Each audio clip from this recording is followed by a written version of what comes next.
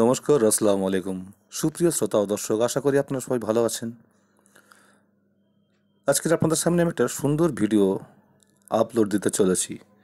স্ক্রিনে একটু পড়ে দেখবেন যে আমি কি লিখতে চেয়েছি, কি বার্তা দিতে চেয়েছি। আজকের আমি ওই সমস্ত মানুষ, মানে যে জামাই বা মেয়ে পরিকল্পনা করে তার নিজের শ্বশুর শাশুড়িকে খুন করে অর্থের লোভে, সম্পত্তির লোভে। সেই ছেলে, যে ছেলে নিজের স্বার্থ চরিতার্থ করার জন্য বাবা মায়ের থেকে জোর করে সম্পত্তি লেখাতে চায়, টাকার দাবি করে, বাবা মা না দিলে তাদেরকে বাড়ি থেকে বের করে দেওয়া হয়, খুন করতেও দ্বিধা করে না। ক্রাইম পেট্রোল আকাশ আটে। আজকাল কিন্তু এই সত্য ঘটনা অবলম্বনে অনেক এপিসোড আমরা দেখি। তাদের জন্য আজকের আমার এই ভিডিও। অবাক হচ্ছেন আপনারা নিশ্চয়ই, স্বাভাবিক তাই। আপনারা তো অবাক হচ্ছেন, কিন্তু আমি তো অবাক হইনি। কারণটা হচ্ছে, এত বছরের তিক্ত অভিজ্ঞতায় বহু মানুষ বহুভাবে বহু সমস্যা নিয়ে আমার কাছে এসেছেন। করে দিয়েছি, খুব একটা অন্যায়ভাবে নয়। তবে দেখুন, আজকের আমি যে ভিডিওটি আপনাদের সামনে আপলোড দিতে চলেছি, এই ভিডিও সম্পর্কে আগে আপনাদের বলি। কিছু কিছু মানুষ আছেন, ধরো হাজব্যান্ড অ্যান্ড ওয়াইফ। তো ওয়াইফের বাপের বাড়ির অবস্থা খুবই ভালো, বিত্তশালী, অথচ মেয়ে জামাইকে খুব ভালো করে দেখছে না। সে যে কোনো কারণেই হোক, হয়তো মেয়ে জামাই তাদের মনের কাছে সেই জায়গা তৈরি করতে পারেনি, অথবা বহুবার বহু সুযোগ নিয়েছে, তারা সদ্ব্যবহার করেছে, কাজে লাগাতে পারেনি, তাই তারা আবার বঞ্চিত হচ্ছে, পরবর্তীতে শ্বশুর বাড়িতে চাইলে পাচ্ছে না। তো আমি তাদের উদ্দেশ্যে বলবো, এরকম অবস্থায় অনেকে যখন সিদ্ধান্ত নেয়, যে কোনো পুরুষ মানুষ যদি সিদ্ধান্ত নেয় যে আমি তো একা, আমার তো আর কোনো শালি নেই বা শালা নেই, তো আমার শ্বশুর শাশুড়ি মারা গেলে তো সঙ্গে সঙ্গে পাবো, তার দুদিন পরে মরবে কেন বুড়ো বুড়ি, এখনই যদি মরে যায় তো আমি তো সব হস্তগত করতে পারবো। তাতে হিংসার পথ বেছে নেন আপনারা অনেকে। শ্বশুর শাশুড়িকে মেরে দিতেও কেউ দ্বিধা করেন না, তার সঙ্গে সেই বাড়ির মেয়েও অনেক সময় যুক্ত থাকে, দেখেছি আমরা।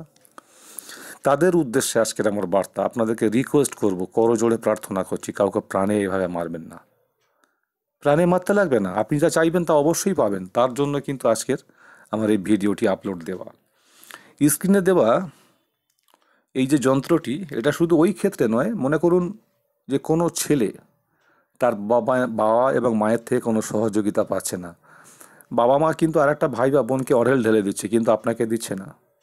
কোনো দরকার নেই মারামারি গণ্ডগোল করার। আমি বলছি, কথা দিচ্ছি, খুব দায়িত্ব নিয়ে বলছি, আপনারা এই যে যন্ত্রটা, এটা প্রয়োগ করবেন, দেখবেন দুর্দান্ত ফল পাবেন।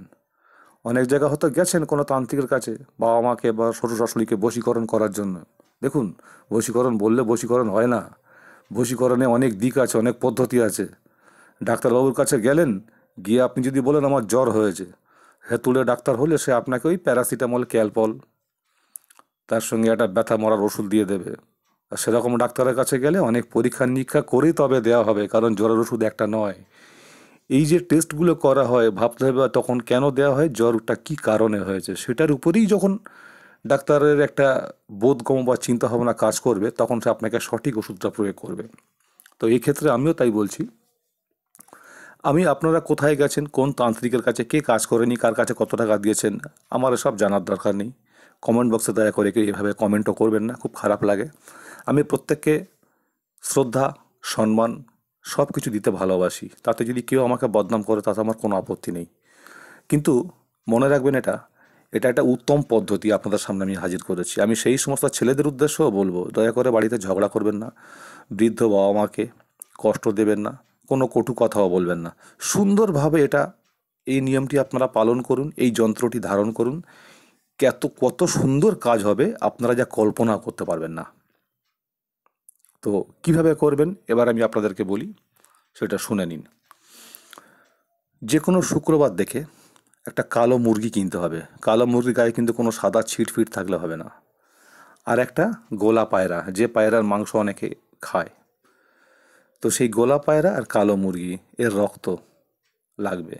আর রক্তটা তো জমাট বেঁধে যায়, তাই এটাকে জোগাড় করে রাখবেন। তার আগে যেটা আপনাদের করতে হবে সেটা হচ্ছে, একটা ভোজপত্র নেবেন, বেনে মশলা বা দশকর্মার দোকান থেকে একটা বড়ো সাইজের ভোজিপত্র কিনবেন। কিনে এই নকশাটুকু যেটুকু জায়গা লাগে, এবারে এইটা আপনাকে কি করতে হবে, এই ভোজপত্র দিয়ে এটা ওখানে আপনি লিখলেন। লিখে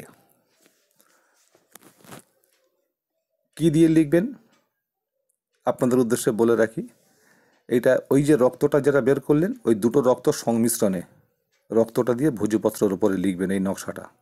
এবং দেখতে পাচ্ছেন তলা একটা জায়গা আছে যেখানে নাম আছে। যদি আপনি আপনার বাবার উদ্দেশ্যে করেন তাহলে বাবা মায়ের নামটা লিখবেন ওখানে, আর কোনো মেয়ে জামাই যদি শ্বশুর শাশুড়ির জন্য করেন তাহলে তাদের নামটা ওখানে লিখবেন। একটা সাদা জায়গাটা একটা গ্যাপ আছে দেখবেন, সেখানে নিজের নামটাও লিখবেন। তো আমি যেটা ছোট জায়গার মধ্যে করেছি, আপনার নাম লিখতে যে বড় জায়গা লাগবে আপনি সেভাবে বড়োভাবে স্কেচটা আপনাকে করে নিতে হবে। নিয়ে এটা আপনি ধারণ করবেন। তাহলে আপনি কি হয়তো বলবেন যে আমি ধারণ করলেই কাজ হবে, না, এটা শুধু ধারণ করলেও হবে না, আর একটা জিনিস আছে সেটা আপনাকে করতে হবে। এইটাকে ওই যে তন্দুরি রুটি করে আপনারা নিশ্চয়ই জানেন, তন্দুর রুটি বা টাটকা রুটি করতে হবে। রুটির ওপরে আবার এই মন্ত্রটি, অন্য দুটো কালি তৈরি করতে হবে সেই কালির সংমিশ্রণে। সেই কালিটা কি আপনাদেরকে বলি, পেঁচা এবং কাক। এই পেঁচা এবং কাকের নখ জোগাড় করতে হবে। এই নখটাকে পোড়াতে হবে, পুড়িয়ে ছাই করতে হবে। তাতে ওই যে কেশর আছে, কেশর এবং গোলাপ জল মিশাবেন, মিশিয়ে কালি তৈরি করে এইটা আবার টাটকা রুটির উপরে লিখতে হবে। কি দিয়ে লিখবেন সেটাও বলে দিই। চামেলি গাছের ডালকে কলম বানাবেন, সেটা দিয়ে লিখবেন। লেখার পরে যেটা করতে হবে সেটা আমি আপনাদের বললেও পারবেন না।